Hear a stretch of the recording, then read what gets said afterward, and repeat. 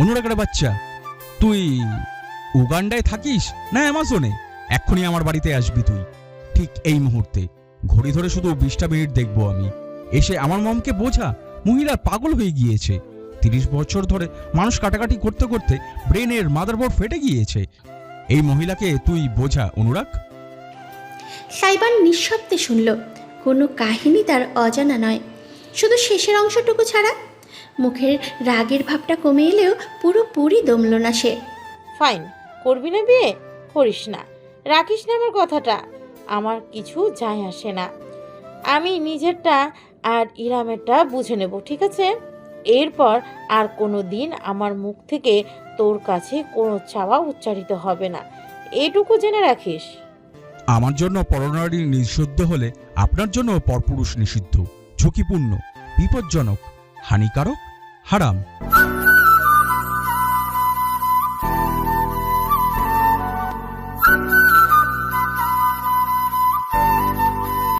বড়দের নমস্কার, ছোটদের সালাম। হ্যালো এভরিওয়ান, কেমন আছেন সবাই? আশা করি খুব ভালো আছেন এবং সুস্থ আছেন।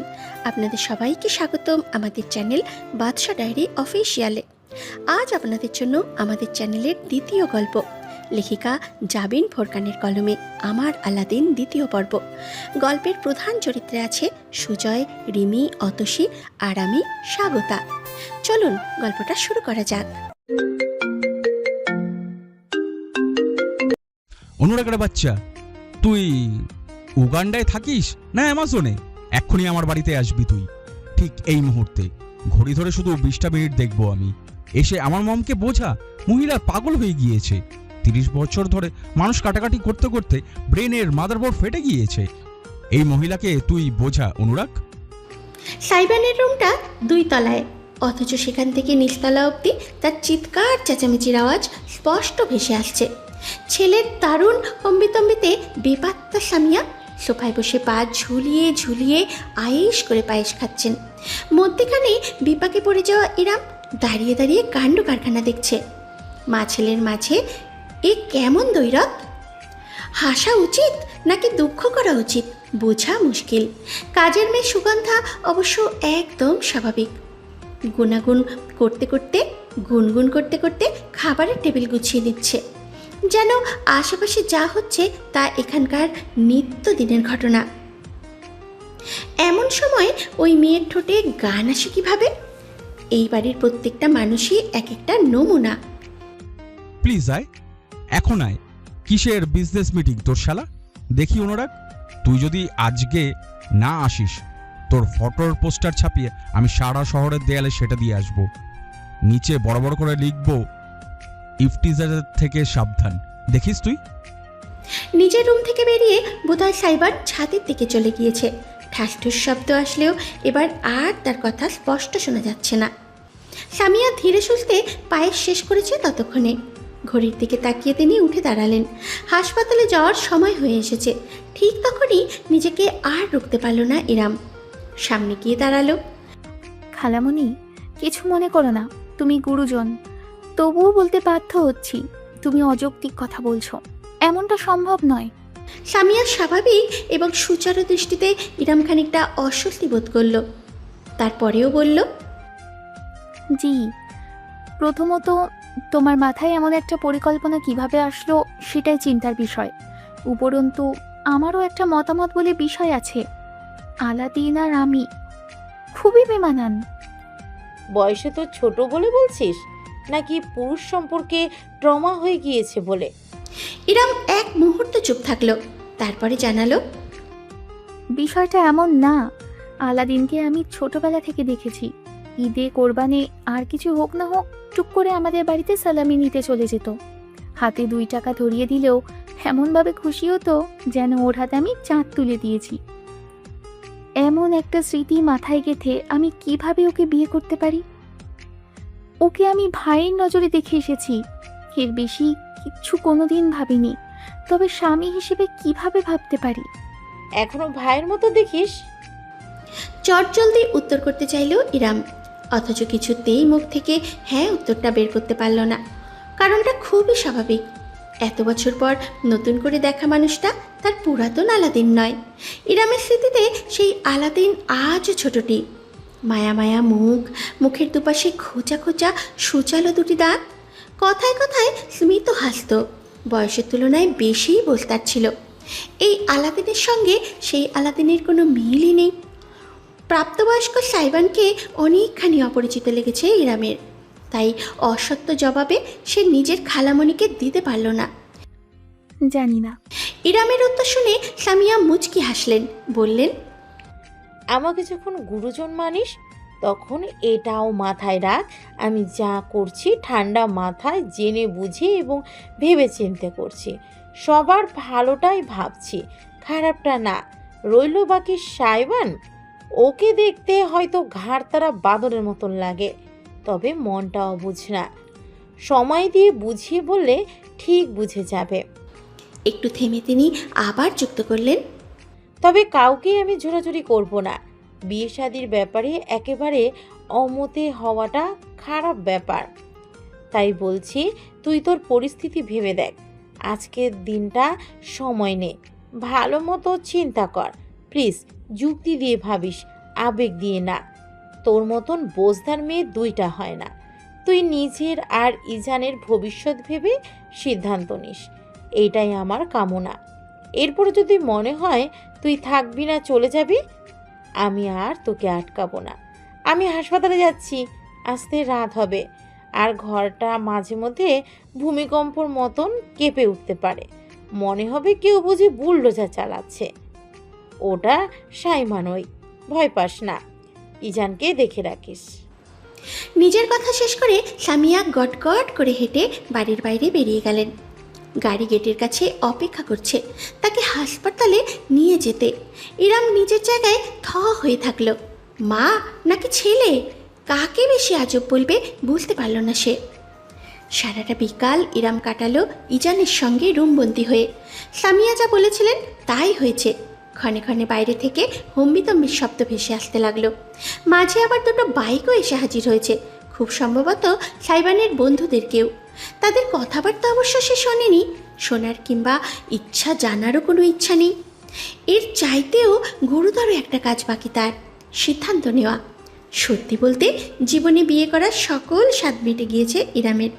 কোনো পুরুষকেই তার বিশ্বাস হয় না, বিশেষ করে যদি সেই পুরুষটি দেখতে শুনতে বেশি সুদর্শন হয়।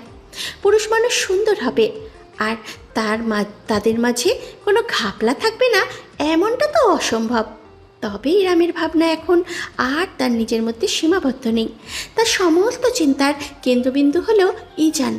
ছেলেকে বুকে নিয়ে দোলাতে দোলাতে ইরাম ভাবল, এই নিষ্পাপ বাচ্চাটাকে একটা চমৎকার এবং আরামদায়ক ভবিষ্যৎ দেওয়ার ক্ষমতা কি তার আছে?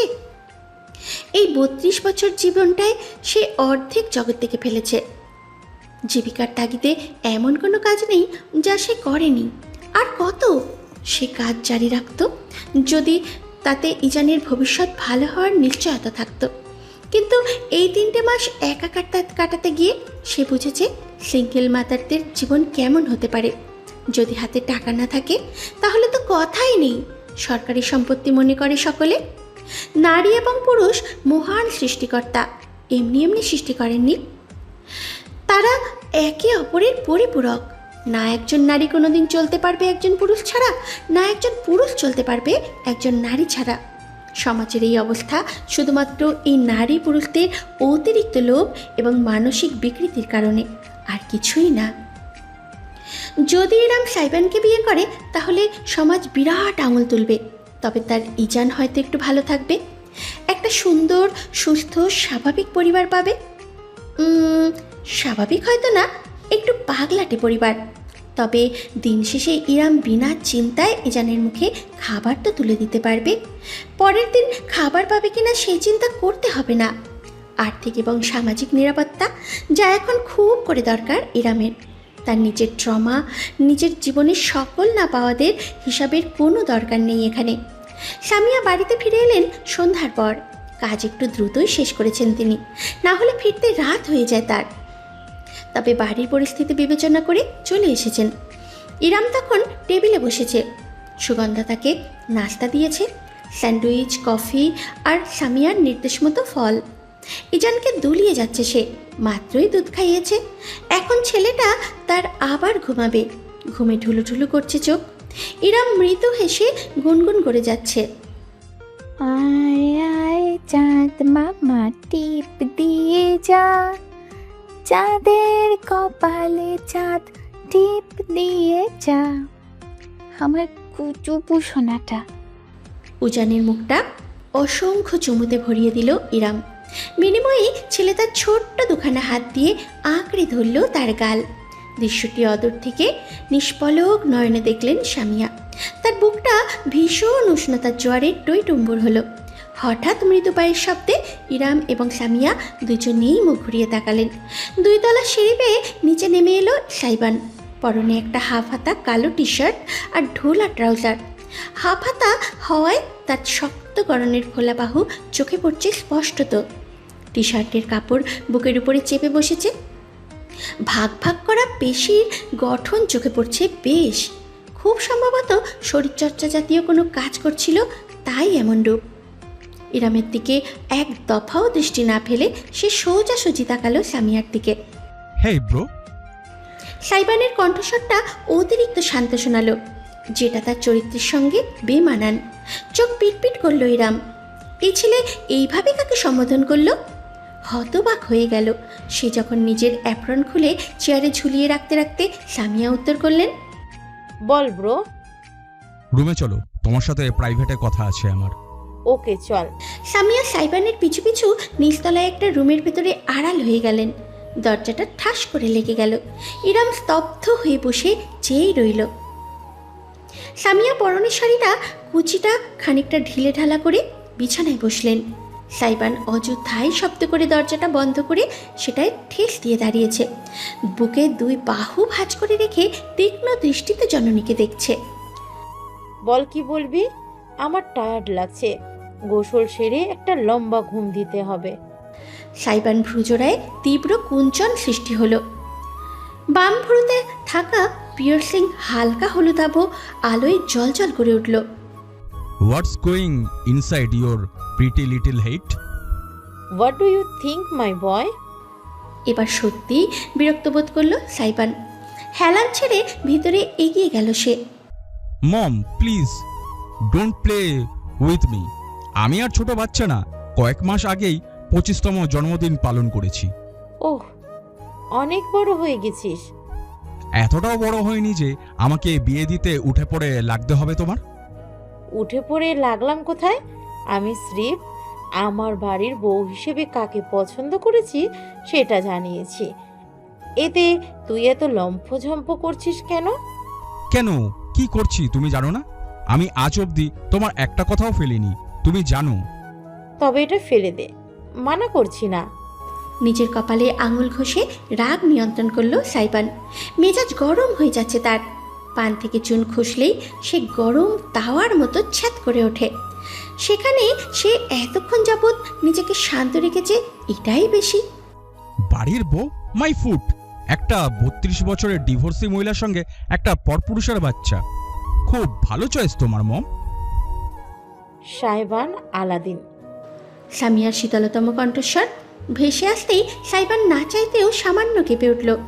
জননীর এই কণ্ঠটা তার বহু অচেনা। কালে ভদ্রে কখনো শোনা যায়। তার সম্পূর্ণ নাম নিয়ে ডাকার অর্থ সামিয়া আর মজার মুহূর্তে নেই, তিনি বাস্তবতায় আছেন। মানুষকে মানুষ হিসেবে সম্মান দিতে না জানলে তাকে নিয়ে কথা বলা বাদ দে। বড় শুধু গায়ে গতরেই হয়েছিস, চরিত্রে না। কথাটা ভীষণ গায়ে লাগলো সাইবানের। হাতের মুঠো শক্ত করে ফেলল সে। একটা পর্বে যার এর আগে কোনো হদিশব্দি ছিল না, হঠাৎ করেই উদয় হয়েছে। তার জন্য আছে নিজের মায়ের কাছে এইভাবে কথা শুনছে। বিষয়টা মানতে নারাজ তার অন্তর। সামিয়া নিজের বিছানা ছেড়ে উঠে দাঁড়ালেন। ছেলের মুখোমুখি হয়ে বললেন, আমি কেন ইরামকে এই বাড়ির বউ বানাতে চাচ্ছি জানতে চাস তো? বেশ, তবে শোন। বাপ মারা যাবার পর থেকে ইরাম একা হাতে 2 ভাইকে মানুষ করেছে। নিজের পাগল মা, 2টা ভাইয়ের পড়াশুনো, তাদের খরচ, পরিবারের খরচ সব একা হাতে টেনেছে ওই একটা মেয়ে। পরিবারের বড় মেয়ে কি না? কত কষ্ট করে নিজের পরিবারকে টেনে মানুষ করেছে, সেটা তোর আমার নিজের চোখে দেখা। সামান্য সাহায্যটুকু কোনোদিন নেয়নি। শুধু ঈদের সময় উৎসবের নামে কিছু কাপড় চোপড় দিতে পারতাম ভাগ্নে ভাগ্নিদের। এরপর তো সেটাও বন্ধ হয়ে গেল। আমরাও খোঁজ নেওয়া ছেড়ে দিয়েছিলাম। তুই দেখেছিস কি অবস্থার মধ্য দিয়ে গিয়েছে মেয়েটা। বিয়ে হলো, বাচ্চা হলো, স্বামীর ঘরটা অবধি শান্তিতে করতে পারলো না। যখন সব হারিয়ে শুধু একটা যক্ষের ধনকে নিয়ে ভাইয়ের বাড়িতে আসলো, তখন ভাইটাও তাকে রাখলো না। এমনি কুলাঙ্গার ভাই যে মাতৃতুল্য বোন পেরে পুষে বড় করেছে, চাকরি দিয়েছে, তাকে তাড়িয়ে দিতে দুইবার চিন্তা করলো না। একবারও ভেবে দেখেছিস মেয়েটার জীবনে কত কষ্ট? সাইবান নিঃশব্দে শুনল। কোনো কাহিনী তার অজানা নয়, শুধু শেষের অংশটুকু ছাড়া। মুখের রাগের ভাবটা কমে এলেও পুরোপুরি দমল না সে। ঠিক আছে মম, তোমার কথা আমি বুঝতে পারছি। আমিও পাশান না, ওকে? তোমার চ্যারিটি করার ইচ্ছা হয়েছে, করো না। মানা করেছে কি? ইরাম আপুকে ঘরে রাখবে, রাখো। ওনার বাচ্চাটাকে পালবে, পালো। আমার কন্ট্রিবিউশন চাইলে আমি প্রতি মাসে সেটাও করব, কিন্তু সোজা বিয়ে পর্যন্ত টেনে নেওয়ার মানেটা কি? সামিয়াকে এবার বেশ অসন্তুষ্ট মনে হলো। Charity contribution? কবে এত অধঃপতন হলো তোর? ছোটবেলায় এত ইরাম আপু করতিস, জানিস না তার আত্মমর্যাদা কোথায়? তোর মনে হয় আমরা চ্যারিটি করতে চাইলেই সে হাত পেতে নেবে? মধ্যবিত্তকে আর কিছু আল্লাহ দিক বা না দিক, আত্মসম্মানটুকু দেয় ভরে ভরে। হাত পাতার মতন অবস্থায়ও তারা হাত মুঠ করে ঠোঁট কামড়ে লড়ে যায়। ভিন্ন দিকে তাকিয়ে আগের তুলনায় কিছুটা শান্ত গলায় তিনি যুক্ত করলেন, তাছাড়া আমার বাসায় একটা প্রাপ্তবয়স্ক ছেলে আছে, আরেকজন প্রাপ্তবয়স্ক মেয়ে, উপরন্ত ডিভোর্সি খালাতো বোনকে দিনের পর দিন বাড়িতে জায়গা দিলেও সমাজের সমস্যা হয়ে যাবে। খাওয়া পড়া তারা দিক বা না দিক, সালিশটা ঠিক ওই বসাবে। 32 বছর মেয়ের সাথে 25 বছরের একটা ছেলেকে বিয়ে দিলে সমাজ সালিশ বসাবে না বলছো? অবশ্যই বসাবে, আরো বড় সালিশ বসাবে। কিন্তু তখন অন্তত আমি গলা চড়িয়ে আমার ঘরের বউয়ের সম্মান বাঁচাতে লড়তে পারবো। শুধুমাত্র ভাগ্নির জন্য এত কিছু করার সুযোগ নেই, বুঝেছিস? বুঝলাম। হঠাৎ করে উল্টো ঘুরে দরজার মাঝে ধরাম করে একটা শক্তিশালী ঘুষি বসিয়ে দিল সাইবান। প্রবল ভাবে কেঁপে উঠল চারপাশ। ভয়ানক একটা শব্দ হলো। এটাই বুঝলাম যে বাড়ির একমাত্র ছেলে সবসময় আদরের দুলাল হয় না, মাঝে মাঝে বলির পাঠাও হয়। ভাঙচুরের শব্দ আরম্ভ হলো তৎক্ষণাৎ। সাইবানের হাতের ধাক্কায় শোপিস, দেয়ালের ফটো ফ্রেম সব আছড়ে পড়তে লাগলো মেঝেতে। আমি পারবো না ওনাকে বিয়ে করতে। গলা নিচে, একদম চিৎকার চেঁচামেচি করবি না। পরিস্থিতির জটিলতা বোঝার চেষ্টা কর।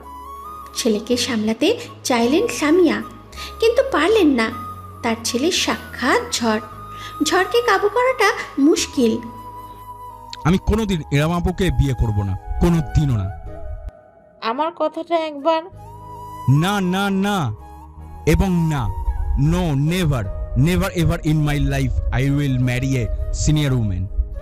না পারতে সাবিয়া এবার পাল্টা চেঁচিয়ে উঠলেন, ফাইন, করবি না বিয়ে? করিস না, রাখিস না আমার কথাটা। আমার কিছু যায় আসে না। আমি নিজেরটা আর ইরামেরটা বুঝে নেব, ঠিক আছে?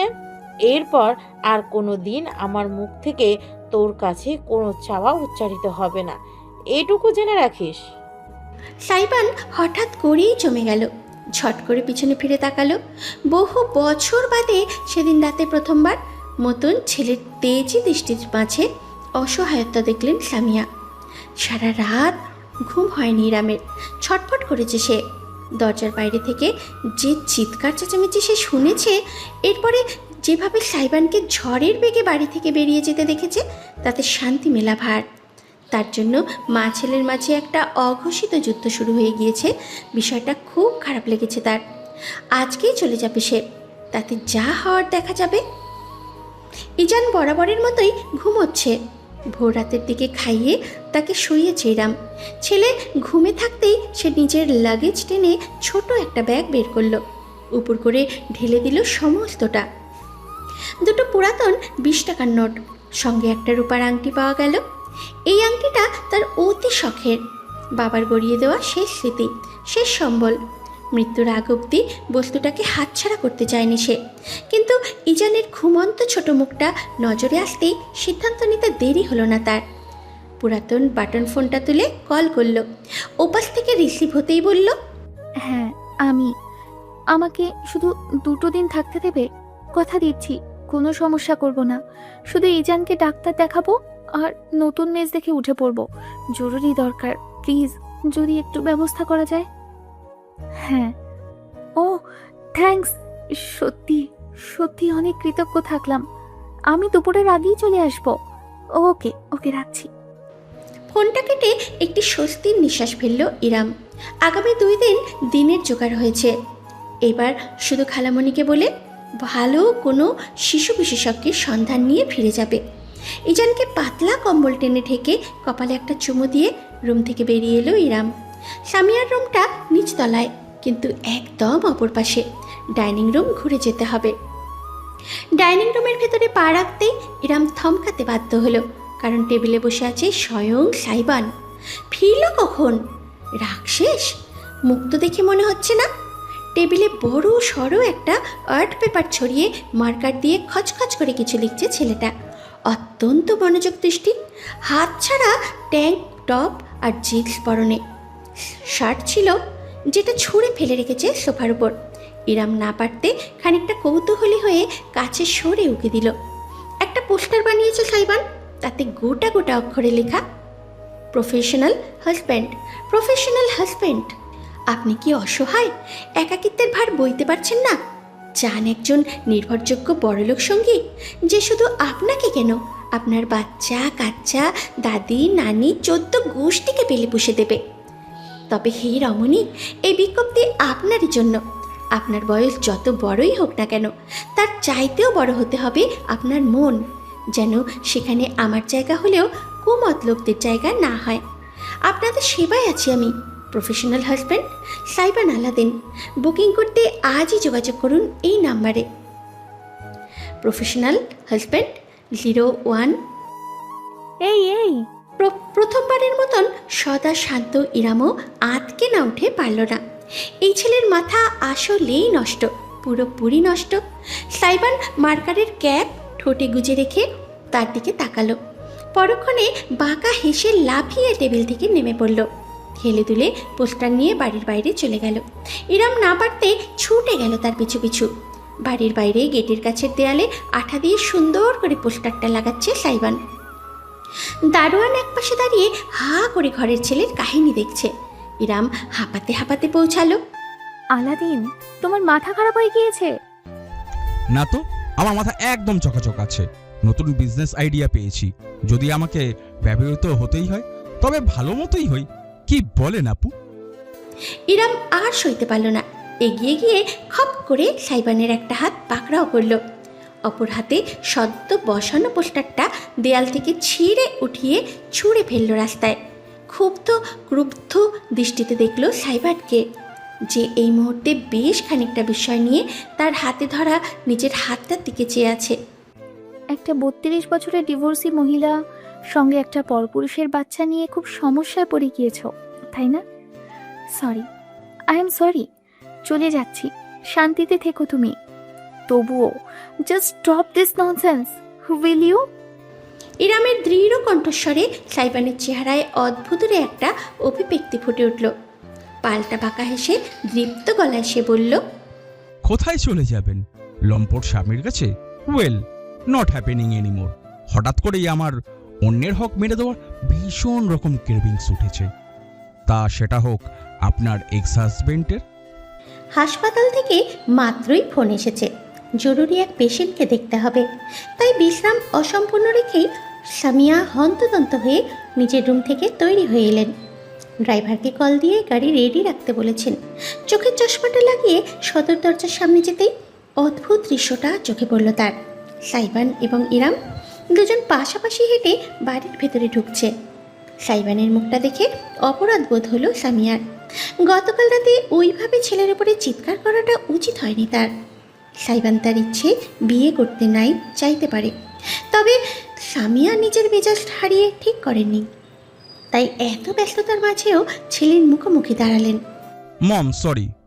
সাইবান থামল, ভ্রু তুলে জননের দিকে চেয়ে রইল।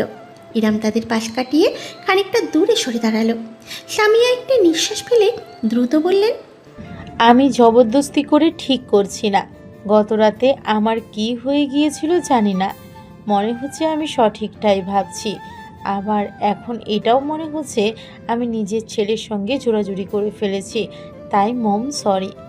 আমি সবার ভালোটা ভাবছি, তবে তোদের কারো মনের কথা ভাবছি না। শুধু চেয়েছি ইজার নামের নিষ্পাপ বাচ্চাটা একটা সুন্দর ভবিষ্যৎ পাক। মমের উপর অভিমান করিস না, তোকে রুষ্ট দেখলে আমার কষ্ট হয়। একটি নিঃশ্বাস ফেলল সাইবান, দুই হাত তুলে জননীর কাঁধে রাখলো। সরিটা আর মাত্র 2 মিনিট 17 সেকেন্ড আগে বললে ভালো হতো ব্রো। কেন ব্রো? বাঁকা হাসলো সাইবান, এক নজর তীর্যক দৃষ্টি নিক্ষেপ করলো ইরামের দিকে। কোর্ট ম্যারেজ করবে নাকি ধুমধাম অনুষ্ঠান করবে? কয়েক মুহূর্ত ইরাম এমনকি সামিয়া অব্দিও প্রতিক্রিয়া করতে পারলেন না। দুইজনই ফ্যাল ফ্যাল করে অবিশ্বাস মাখা দৃষ্টিতে তাকিয়ে রইল সাইবানের দিকে। বান্দা নিশ্চল, বিনোদিত, যেন এই মাত্র সে কোনো বিস্ফোরণ ঘটায়নি। সামিয়া আর নিজেকে নিয়ন্ত্রণ করতে পারলেন না, দুইটা লাফ দিয়ে বসলেন বয়স্ক শরীরেও। বিরাট হাসিতে উজ্জ্বল হয়ে পড়ল তার চেহারা। উত্তেজনা সামাল দিতে না পেরে কাঁপতে কাঁপতে ছেলেকে বললেন, হাসপাতালে পেশেন্ট অপেক্ষা করছে, আমি এক্ষুনি যাচ্ছি। ট্রিটমেন্ট শেষে সবাইকে মিষ্টি খাইয়ে বাসায় ফিরেই প্ল্যানিংয়ে বসবো। Love you bro. হরে পীড়িত রে, সম্পত্তির ভাগটা যেন কপাল ছাড়া না হয়, সেই চিন্তা সারা রাত ঘুম হয়নি। আপনাকে এখন আমার প্রতি পীড়িত দেখাতে হবে না, শুধু প্রপার্টির পেপারে সাইন করে দিলেই চলবে। Clean deal. চোখ টিপ দিল সাইবান। খিলখিল করে হেসে তাকে জড়িয়ে ধরে পিঠে কয়েকটা উৎসাহী চাপড় দিয়ে সামিয়া দ্রুত এগোলেন। বাইরে অপেক্ষা করা গাড়িতে চলে বসলেন। খোলা দরজা দিয়ে যতক্ষণ তার গাড়িটা দেখা গেল ততক্ষণ হাসি মুখে চেয়ে থাকলো সাইবান। তারপরেই তার ঠোঁটের হাসিটুকু মুছে গেল, ভর করল গম্ভীরতা। অদূরে দাঁড়ানো ইরামের দিকে ফিরে তাকালো সাইবান। ভাব গাম্ভীর্যপূর্ণ কণ্ঠে বলল, একদম ফালতু চিন্তা মাথায় ঢোকাবেন না। আমি আজ অবধি মমের কোনো কথা অপন্ন করিনি, কোনো ইচ্ছা অপূর্ণ রাখিনি। মৃত্যুর আগে অবধি মমের মুখ থেকে যা একবার উচ্চারণ করবে তাই আমি তার জন্য করব, এটাই আমার প্রতিজ্ঞা। মম যদি আমার কলিজাটা কেটে তার পায়ের সামনে রাখতে বলে আমি সেটাও করব। সেখানে আপনাকে বিয়ে করাটা বিশেষ ব্যাপার না, মাথায় রাখবেন। I don't care about you আর দ্যাট চাইল্ড। ইরাম নিঃশব্দে শুনে গেল। সাইবান কথাগুলো বলে ডাইনিং টেবিলের কাছে গিয়ে দাঁড়ালো। চুপচাপ একটা ব্রেডের প্যাকেট খুলে ফ্রিজ থেকে জ্যামের কৌটো নিয়ে এসে ব্রেডে লাগাতে লাগাতে দ্বিতীয় দফায় বলল, আপনার একটা টাইটেলের দরকার, আমি আপনাকে আমার স্ত্রীর টাইটেল দেব, ব্যাস এইটুকুই। আপনি আপনার মতো, আমি আমার মতো। আমার পার্সোনাল লাইফে দখলদারি করতে আসবেন না, আমিও আপনার পার্সোনাল লাইফে যাব না। আর ওই বাচ্চাটাকে যত সম্ভব আমার কাছ থেকে দূরে রাখবেন। বাচ্চা কাচ্চা একদম ভালো লাগে না আমার, সারাটা জীবন এইসব বইতে। 1 বছর। ইরামের শান্ত কণ্ঠস্বর ভেসে এলো। সাইবান জমে গেল। ভ্রু তুলে তাকিয়ে দেখল রমণীকে। এক দৃষ্টে তাকেই দেখছে। পার্ডন? ইরাম হেঁটে টেবিলের কাছে এসে দাঁড়ালো, বলল, 1 বছর আলাদিন, বড় জোর 2 বছর। এটুকু সময়ই তোমাকে, আমাকে আর আমার বাচ্চাকে সহ্য করতে হবে। মানে? আমার তোমার স্ত্রীর টাইটেলের প্রয়োজন নেই। আমার একটা শক্ত ভিত্তির দরকার, আর্থিক এবং সামাজিক, যেটা ঠিক এই মুহূর্তে গড়ে তুলতে আমি অপারগ। পারবো না যে তা নয়, তবে সময় লাগবে। সেই সময়টাই আমার ছেলে কষ্টে কষ্টে জর্জরিত হবে, সেটা আমি মা হয়ে সইতে পারবো না। খালামণি চাই আমরা বিয়ে করি, তুমি চাও তোমার মায়ের ইচ্ছে পূরণ করতে, আমি চাই আমার ছেলে জীবনটা সহজ করতে। ব্যাস 1-2 বছর দরকার শুধু আমার। কথা দিচ্ছি, যেদিন নিজের পায়ে দাঁড়াতে পারবো, যেদিন নিজের একটা শক্ত ভিত্তি গড়তে পারবো, যেদিন অসহায়ের মতো হাত না পেতে নিজের সামর্থ্যে নিজের ছেলেকে মানুষ করার ক্ষমতা অর্জন করব, সেদিন তোমার জীবন থেকে আমি আর ইজান দুজনেই চলে যাব আলাদিন। যদি তুমি না চাও আমরা থাকবো না। তুমি তোমার মতো করে বাঁচতে পারবে, মুক্তভাবে, একটা মানবিকতার সম্পর্কের বাঁধন থেকে মুক্তি পাবে। তুমি ছেলে মানুষ, তাছাড়া তোমার যে পরিচিতি এবং চেহারা, তাতে তোমার জন্য ভবিষ্যতে মেয়ের অভাব পড়বে না। ডিভোর্স মেয়েদের জন্য শেষ, কিন্তু ছেলেদের জন্য নতুন শুরু। আপনি নিজের ক্যারিয়ার গড়তে পারলে আমাকে ডিভোর্স দিয়ে দেবেন ইরাম আপু? হ্যাঁ, না তুমি আমাকে চাও না আমি তোমাকে চাই, কিন্তু আমার তোমাকে ব্যবহার করতে হবে, কিছুদিনের জন্য হলেও তোমার অনুগ্রহ নিতে হবে। সেজন্য আমি দুঃখিত, আমি পারি না তোমার উপর বোঝা হয়ে বসতে। আমি চাইও না তুমি এমন একটা সম্পর্কের বোঝা আজীবন টেনে যাও, যেটা তুমি কোনো দিন মন থেকে মেনে নিতে পারবে না। তাই ভালো এটাই, আমাদের দুজনের উদ্দেশ্য পূরণ হয়ে গেলে ভিন্ন পথে চলে যাওয়া। যদি আমরা এই বিয়েটাকে টিকিয়ে রাখতে না পারি, তাহলে ডিভোর্সই সই। এটা আমাদের সিক্রেট কন্ট্রাক্ট, খালামণিকে জানানোর প্রয়োজন নেই। পাক্কা 1 মিনিট সাইবান হাঁ করে ইরামের দিকে চেয়ে রইল। চেহারায় এমন একটা ভাব দেখা গেল যেন এই অট্টহাসি হেসে উঠবে, অথচ সাইবান হাসল না। সোজা হয়ে দাঁড়িয়ে একটি নিঃশ্বাস ফেলে বলল, বেশ, not bad delay at all. জীবনের কিছু বছর একটা চ্যালেঞ্জ নিয়ে কাটানো। I am all in. সহজাত হাসিটি ফিরে এলো সাইবানের ঠোঁটে। ইরাম এগিয়ে গিয়ে নিজের ডান হাতটা বাড়িয়ে দিল করমর্দনের উদ্দেশ্যে। ডিল? সাইবান জিভ দিয়ে ঠোঁট চেটে তির্যক হেসে খপ করে তার হাতটা ধরল, ঝাঁকিয়ে দিয়ে বলল, পারফেক্ট ডিল।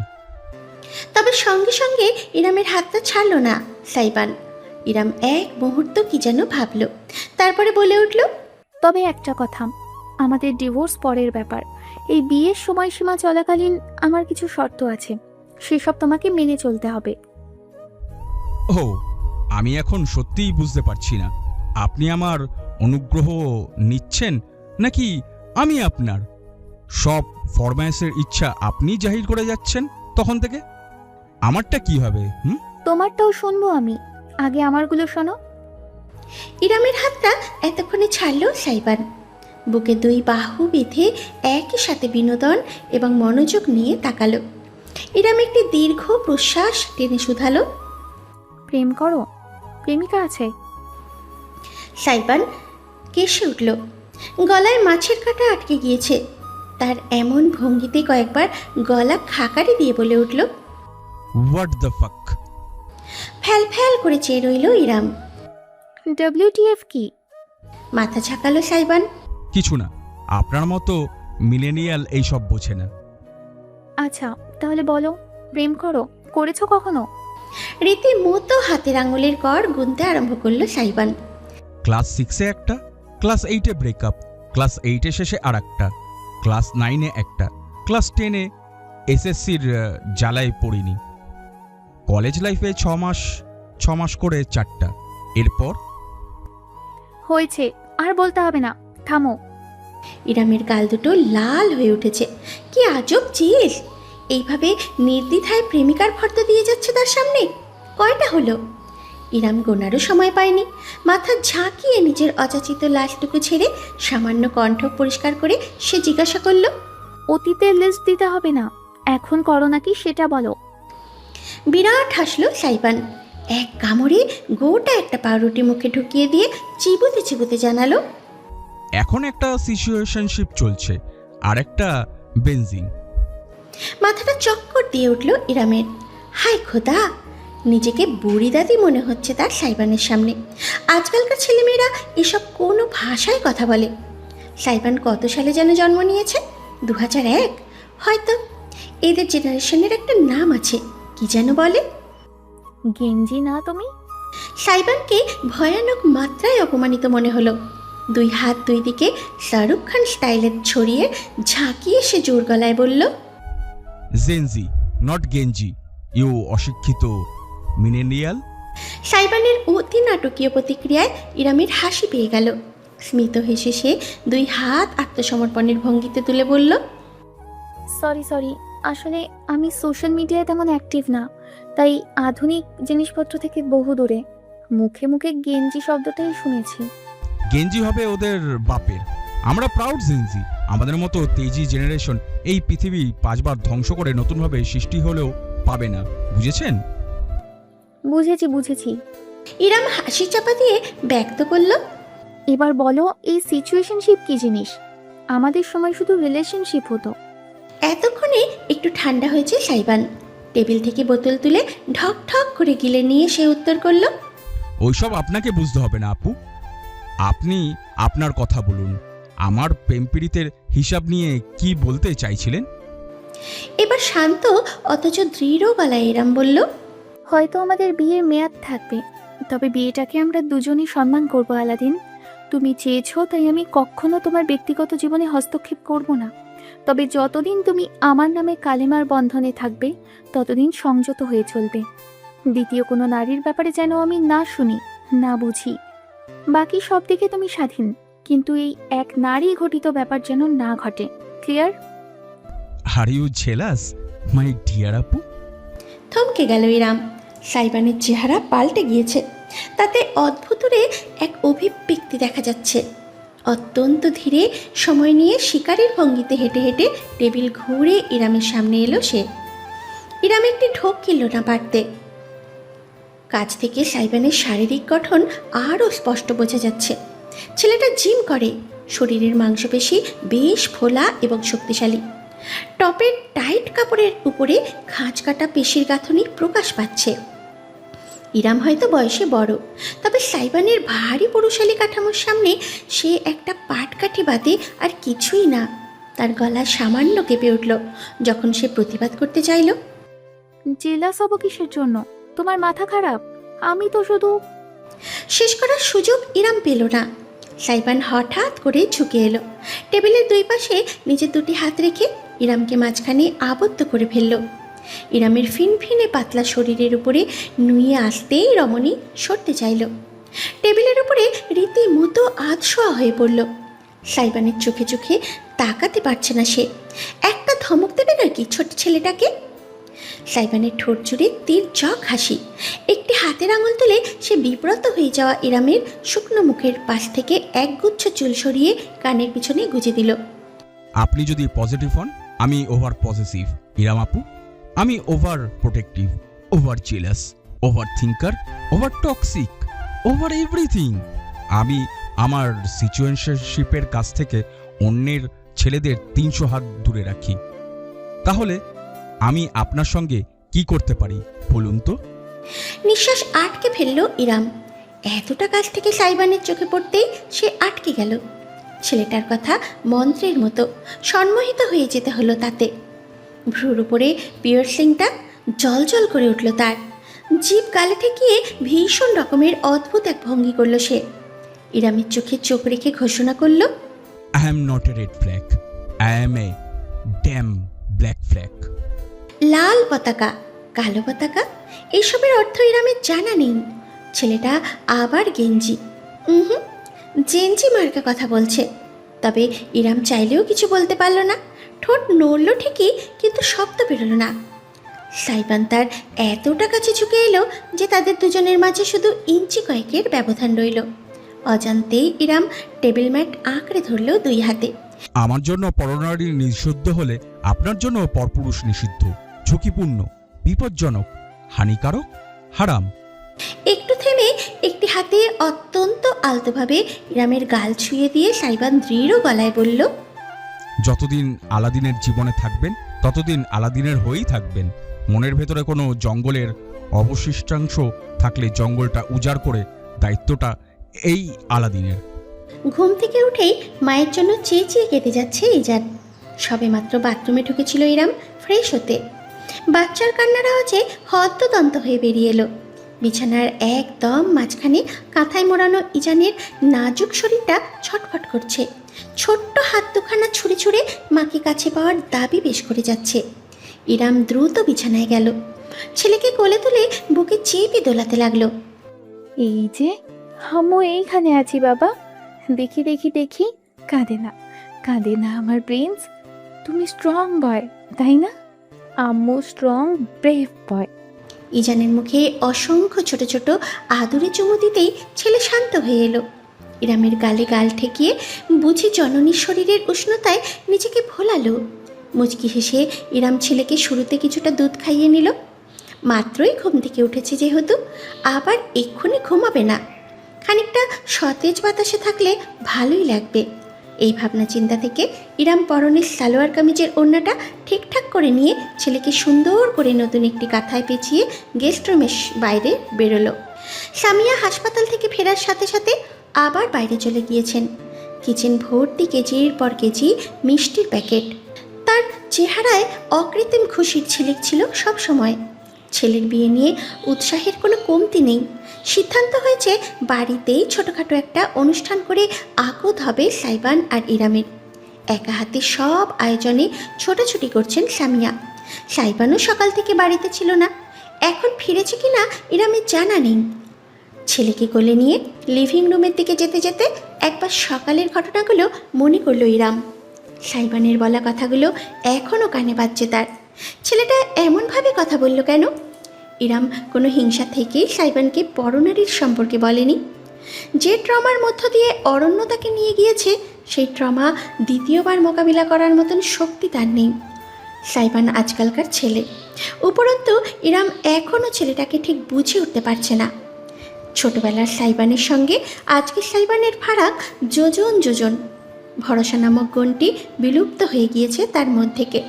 কিন্তু সাইবান তার একটা বাস্তবসম্মত অনুরোধের ভিত্তিতে এমন প্রতিক্রিয়া কেন করলো? সে কি ইরামের সাথে মজা নিতে চাইছে? হতে পারে। ছেলেটাকে বুঝতে আরও অনেক কাঠখড় পোড়াতে হবে তাকে। লিভিং রুমের কাছাকাছি পৌঁছাতেই ইরাম টের পেল ভেতরের মানুষের উপস্থিতি আছে।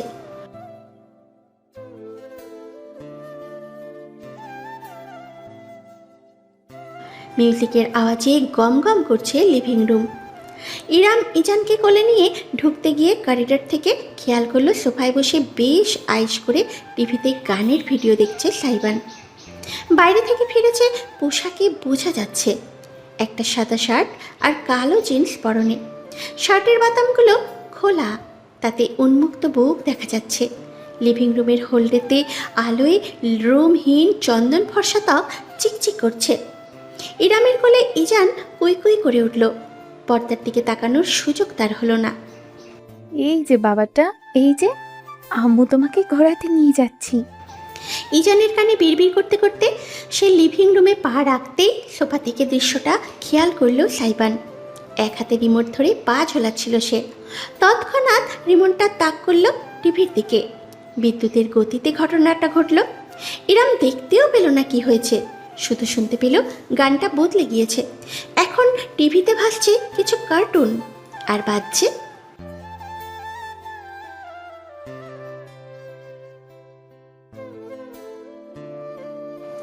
ভ্রু উঁচু করে ফেলল ইরাম।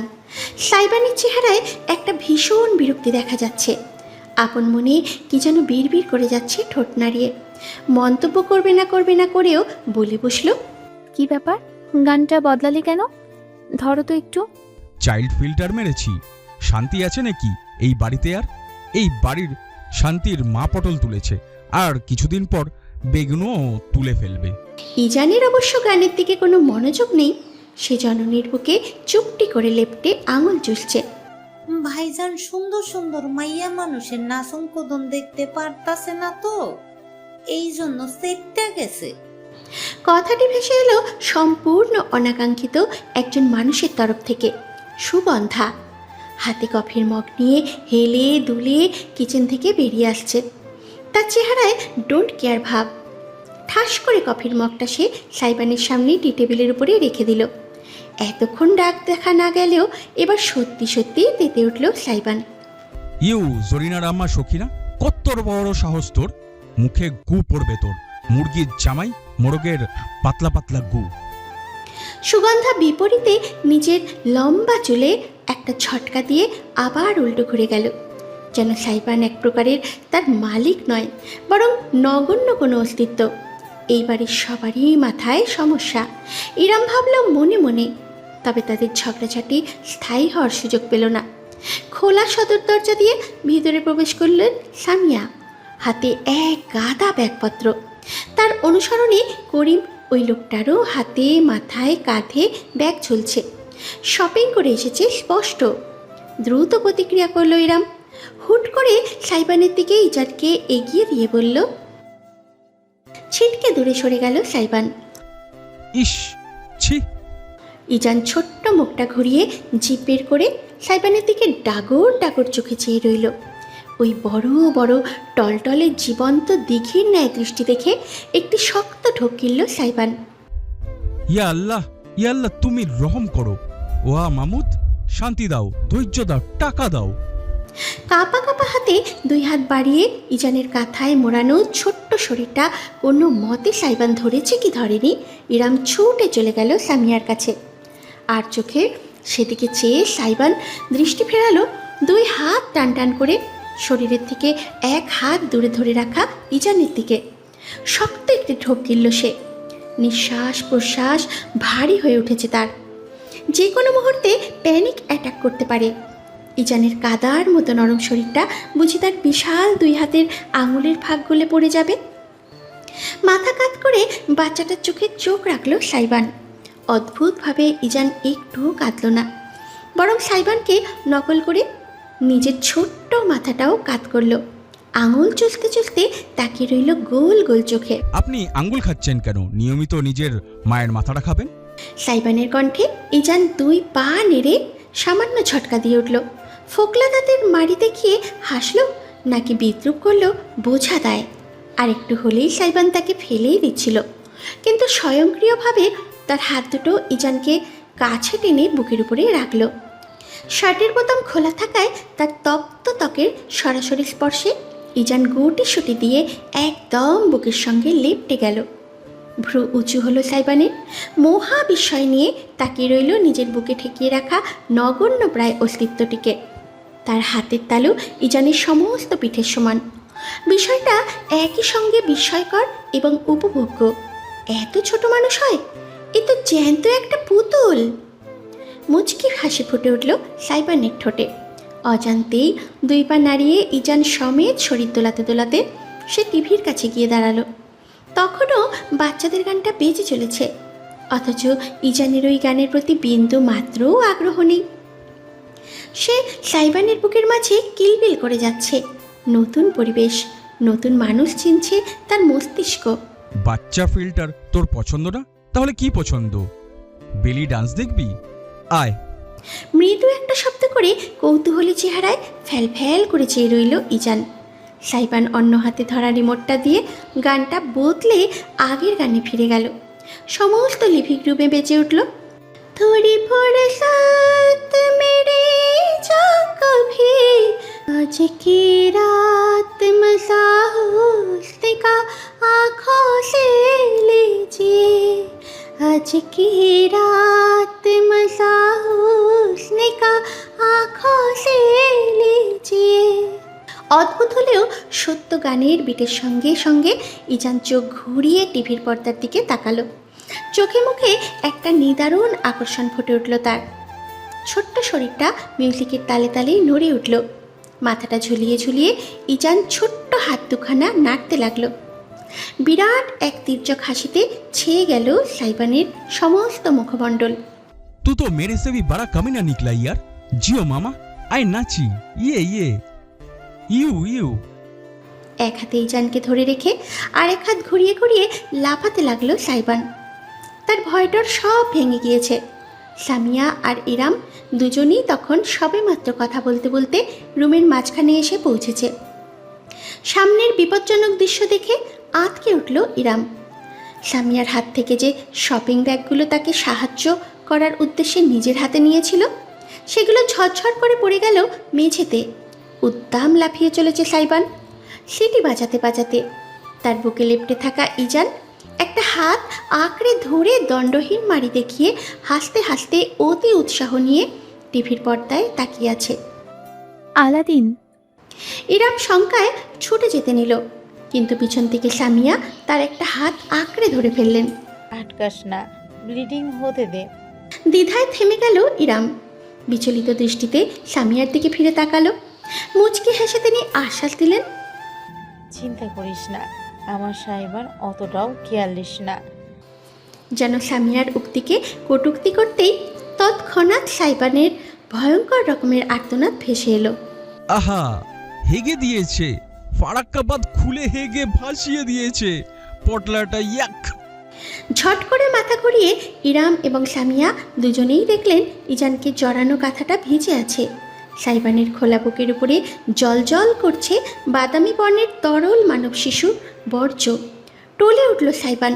ইরাম আর থামতে পারল না, দৌড়ে গিয়ে কাঁথা সমেত ইজানকে নিজের কোলে তুলে নিল। কিন্তু ততক্ষণে কাজ যা হওয়ার হয়ে গিয়েছে। সাইবান টিভি ক্যাবিনেট আঁকড়ে ধরল নিজের পতন ঠেকাতে।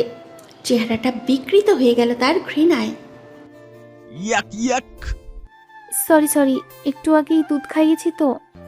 হাতের কাছে কিছু না পেয়ে নিজের গলার ওড়নাটা দিয়েই সাইবানের বুক মুছতে লাগলো ইরাম। কাপড়টা টেনে নিয়ে নিজের শরীর ঘষতে লাল টকটকে বানিয়ে সাইবান খেকিয়ে উঠল। পোটলার ঘরে পোটলা, ফরজ নফল ওয়াজিব সব গোসল দিতে হবে আমাকে। দেখিস তুই আর যদি তোকে কোলে, ইয়াক ইয়াক। সব কিছু ফেলে মুখ চেপে ধরে ছুটতে সাইবান 2 তলায় উঠে গেল। সেখানের করিডোরে বেশিন আছে। দূর থেকেও তার বমি করার শব্দ ভেসে আসতে লাগলো স্পষ্ট। ঝড় একটু শান্ত হতেই সামিয়ার অট্টহাসির শব্দ ভেসে এলো। আমার নাতি একদম বাপের উপরে গিয়েছে জানিস। সাইবানের বাবা যখন ওকে প্রথম কোলে তুলল, হিসু করে লোকটা জামা কাপড় ভাসিয়ে দিয়েছিল। লোকটার মুখে ঢুকে গিয়েছিল, হায় খোদা। এরপর 10 দিন সাইবানকে কোলে নেয়নি। আর ইরাম এত সব কিছুর মাঝে হাসবে নাকি আফসোস করবে বুঝতে পারল না। কিন্তু বুকের ভেতরে ভর করা উষ্ণতাটা তাকে বুঝিয়ে দিল বহুদিন বাদে সে একটুখানি সুখ অনুভূতি টের পাচ্ছে। পরদিন সকালে ইরামের ঘুম ভাঙল মৃদু গোলযোগের কারণে। বিছানায় শটান উঠে বসল সে। ঘড়ির দিকে তাকালো, সকাল 9:30 বাজে। ইজান গতকাল রাতে অনেকবার জেগে উঠেছে। তার যত্ন নিতে ভোরের দিকে ঘুমানোর সুযোগ পেয়েছে ইরাম, যার কারণে এতটা দেরি হয়ে গিয়েছে। বাইরে থেকে উত্তেজিত কণ্ঠস্বর ভেসে আসছে, অচেনা। ইরাম বসে থাকতে পারল না। ঘুমন্ত ছেলের 2 পাশে 2টি কোলবালিশ দিয়ে সুরক্ষিত করে নেমে পড়ল। মুখ ধুয়ে আয়নার সামনে দাঁড়িয়ে শাড়ির কুঁচকে যাওয়া আঁচল ঠিকঠাক করে সে বাইরে বেরোলো। 2 হাতে চুলে আঙুল চালিয়ে খোপা বাঁধতে যখন সে হলঘরে এসে পৌঁছালো, তখন দৃশ্যটি চোখে পড়ল। জর্জেটের শাড়ি পরনে এক সুদর্শনা রমণী দণ্ডায়মান। স্ট্রেট সিল্কি চুলগুলো পিঠ ভাসিয়ে নেমে গিয়েছে কোমরের নিচ অব্দি। চেহারায় একই সাথে মায়া এবং কঠোরতা। হাতে রেশমি চুড়ি। খানিকটা নতুন বউ ধরনের প্রভাব আছে ভেতরে। সামিয়ার সঙ্গে বাগবিতণ্ডায় লিপ্ত হয়েছে সে। মম, তুমি সাইকে এভাবে জোর করতে পারো না। তুমি জানো না ও কোন লেভেলের সাইকো। তুমি একবার ফেক মুক্তা কিনে স্ক্যামড হয়ে গিয়েছিলে বলে ওই দিনই সোজা কক্সবাজারে গিয়ে মুক্তা ব্যবসায়ীর সাথে সাগরে গিয়ে নিজে থেকে ঝিনুক আহরণ করে বেছে আসল মুক্তা নিয়েই ফিরেছিল। মনে নেই তোমার? টানা 7টা দিন ওর কোনো হদিশই পাইনি আমরা। আর তুমি এই ছেলের সামনে উচ্চারণ করে বিয়ের কথা, ও তো সেটা করবেই। চিৎকার করিস না সারিকা, এটা ভদ্রলোকের বাড়ি আর একটা ছোট বাচ্চা আছে ঘরে। বাচ্চা সারিকা প্লিজ শান্ত হও। সারিকাকে থামাতে এতক্ষণ একপাশে দাঁড়ান দীর্ঘ দেহি পুরুষটি এগিয়ে এলো। ধূসর বর্ণের সুট পরনে, চোখে মুখে ভাব গাম্ভীর্য এবং নমনীয়তা, উজ্জ্বল দৃষ্টি। সারিকার কাঁধে হাত রাখল সে। এই পুরুষটিকে না চিনলেও রমণীকে চিনতে বেগ পোহাতে হলো না ইরামের, সাইবানের একমাত্র বড় বোন সারিকা বিনতে আহমদ। ইরামের যতদূর মনে পড়ে একে অপরের সাথে 2 কি 3 বছরের ব্যবধান তাদের। যত দূর শুনেছে গত বছর সারিকার বিয়ে হয়ে গিয়েছে, তাহলে পুরুষটি হয়তো তার স্বামী। ইরাম খানিকটা ইতস্তত করল, কিন্তু ততক্ষণে সামিয়া তাকে দেখে ফেলেছে।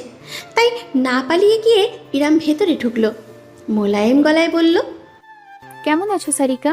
বহুদিন বাদে তোমায় দেখলাম। সারিকা শটান ঘুরে দাঁড়ালো। ইরামকে দেখেই তার চোখ মুখ বিতৃষ্ণায় ছেয়ে গেল।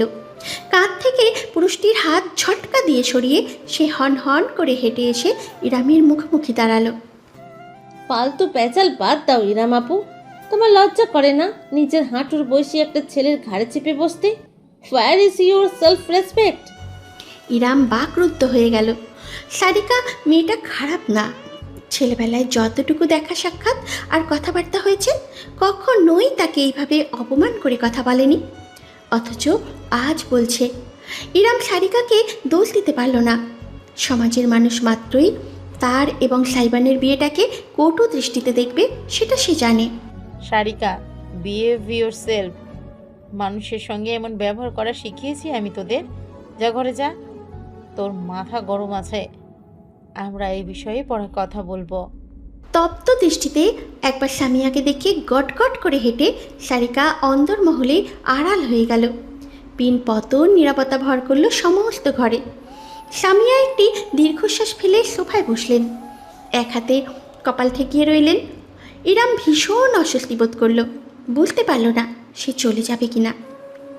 তবে সিদ্ধান্ত নেওয়ার আগে সুদীর্ঘ পুরুষটি এগোলো তার দিকে, থেমে বলল, দুঃখিত মিস, আপনি কিছু মনে করবেন না। আসলে সাইবানের বিয়ের কথা জানার পর থেকেই সারিকা একটু রেগে আছে। ভাইকে নিয়ে একটু বেশি চিন্তিত। ওর হয়তো আপনাকে আঘাত করার উদ্দেশ্য ছিল না। ওর পক্ষ থেকে আমি আপনার কাছে ক্ষমা চাইছি। না, আমি কিছু মনে করিনি। ওর মনের অবস্থা আমি বুঝতে পারছি। মুখ তুলে পুরুষটি স্নিগ্ধ মুখের দিকে তাকালো ইরাম। আপনি আমার জামাই। সামিয়া বাতিল দিলেন। পুরুষটি এবার নিজের ডান হাত এগিয়ে দিয়ে স্মিত হাসি দিয়ে জানালো, Misir Iqbal, you can call me just ভাইয়া। ইরাম না চাইতেও খানিকটা হেসে ফেলল। মিসির, লাইক হুমায়ুন আহমেদের মিসির আলী? সবাই বলে আমার মা ভীষণ হুমায়ুন ভক্ত। মিসিরকে তার এতই মনে ধরেছে যে ছেলের নামটাই রেখে দিয়েছেন চরিত্রের নামে। ইরাম মিসিরের হাতটা ধরল, করমর্দন করে বলল, Iram Kibria, you can call me just Iram, Misir ভাইয়া। মাথা দুলিয়ে সম্মতি জানিয়ে নিজের হাতটা সরিয়ে নিল মিসির। সামিয়ার দিকে ফিরল। মম, আমি তাহলে আসছি। ফার্মে একটা প্রজেক্টরের কাজ আছে, সারিকাকে পৌঁছে দিতেই এসেছিলাম। সে কি, তুমি আজ থাকবে না? কালই তো বিয়ে, কাল সকাল সকাল চলে আসবো। তাহলে তো হবে না বাবা, এত সব কাজ করবে কে? আমার বয়স হয়েছে, তোমাকেও তো সামলাতে হবে। মিসির খানিকটা ভেবে বলল, আচ্ছা মম, আমি আজ রাতে চলে আসবো। ঠিক আছে, তবে একেবারে শুকনো মুখে আমি বের হতে দেব না। সরি, নাস্তা করে যাও। না না না না, আমরা খেয়েই বেরিয়েছি। তাছাড়া আমার দেরি হয়ে যাচ্ছে। তবে আপনি চাইলে এক কাপ চা দিতে পারেন। সুগন্ধাকে একটু বাজারের দিকে পাঠিয়েছি করিমের সাথে। তুমি বসো, আমি এক্ষুনি করে দিচ্ছি। এবার ইরাম এগিয়ে এলো। না খালামণি, তুমি বসো ওনার সাথে। এমনিতেও কয়েকদিন ধরে খুব কষ্ট করছো, আজ একটু ছুটি পেয়েছো। আমি চা করে আনছি তোমাদের দুজনের জন্যই। পারবি? আচ্ছা যা, লক্ষ্মী মেয়ে আমার। এর মধ্যে বাড়ির বউয়ের দায়িত্ব বুঝে নিচ্ছে। মৃদু হেসে ইরাম কিচেনের দিকে চলে গেল। সুগন্ধা যখন তাকে নাস্তা দিত তখন হাতে হাতে টুকটাক সাহায্য করে সে জেনে গিয়েছে কোথায় কী আছে। তাই চাপাতি, চিনি, দুধ ইত্যাদি খুঁজে পেতে সমস্যা হলো না তার। চুলায় কেটলি বসিয়ে তাতে দুধ দিয়ে প্রথমে ভালো করে ফুটিয়ে নিল সে। খানিকটা চিনি দিয়ে তাতে চা পাতা ছেড়ে দিতেই ধীরে ধীরে ধপধপে সাদা তরল দারুণ বাদামি রং ধারণ করলো। দুটো কাপ ট্রেতে রেখে সঙ্গে কিছু কুকিজ প্লেটে সাজিয়ে নিল। ইরামের ঘরের কাজকর্ম করতে করতে তার বেশ ভালোই লাগে।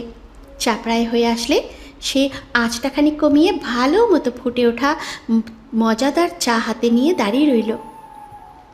ঠিক তখনই নিজের পিছনে অদ্ভুত একটা উষ্ণতার উপস্থিতি টের পেল। কিছু বুঝে ওঠার আগেই শক্ত পুরুষালী বুকের সঙ্গে ধাক্কা লাগলো তার পিঠে। সঙ্গে সঙ্গে দুইটি শক্তিশালী বাহু ঠিক তার দুই পাশের সামনের কাউন্টারে এসে বসল। চিনতে একটুও বেগ পোহাতে হলো না ইরামকে। ঠিক পিছনে দাঁড়িয়ে আছে আলাদিন। আলাদিন, কি সমস্যা? এমন অভদ্র আচরণ করছো কেন? খানিকটা ঝাঁঝ নিয়েই শুধালো ইরাম। ছেলেটা এইভাবে হঠাৎ হঠাৎ তাকে ভড়কে দেয় কেন? এমন অপ্রস্তুত অবস্থায় ফেলার কোনো মানে হয়? ঘাড়ের উপরে সাইবানের তপ্ত নিঃশ্বাস ছুঁয়ে যেতেই ইরাম খানিক ঝটকা দিল। প্লিজ, আমার এসব একদম পছন্দ না। আমি মজার মুডে নেই। দূরে যাও আলাদিন। অথচ এক চুল নড়ল না সাইবান, বরং আরও কাছে সরে এলো। ইরামকে রীতিমতো কাউন্টারের সঙ্গে লেপ্টে যেতে হলো। মুখ নিচে নামিয়ে ইরামের কানে ফিসফিস করে উঠল সাইবান। বলেছিলাম না পরপুরুষ আপনার জন্য নিষিদ্ধ। কি উল্টোপাল্টা কথা বলছো? কিসের পর পুরুষ? চা বানাচ্ছেন কার জন্য? থমকে গেল ইরাম। চুলায় টকবক করে ফুটতে থাকা চায়ের দিকে প্রসারিত দৃষ্টিতে চেয়ে রইল। সাইবান তার কাঁধে থুতনি ঠেকিয়ে কণ্ঠ খাদে নামিয়ে বলল, চা বানানো হয়, আবার হ্যান্ডশেকও হয়। নাইস। অসংখ্য ধন্যবাদ জানাই সবাইকে আমাদের পাশে থাকার জন্য। এই পর্বে পরিচালনা ও সহযোগিতায় ছিল সুজয়তা ভাই, এডিটিং এবং পরিচ্ছদাঙ্কনে বাদশা স্টুডিও। এটি ছিল আমাদের চ্যানেলের দ্বিতীয় গল্পের দ্বিতীয় পর্ব।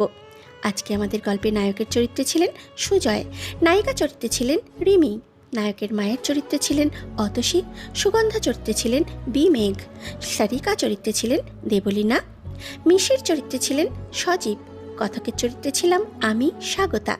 আপনাদের কাছে আমাদের এই উপস্থাপনাগুলো কেমন লাগছে সেটা কমেন্ট করে জানাতে একদম ভুলবেন না। এইভাবে সবাই পাশে থাকুন, সুস্থ থাকুন। ধন্যবাদ সবাইকে। শুভরাত্রি।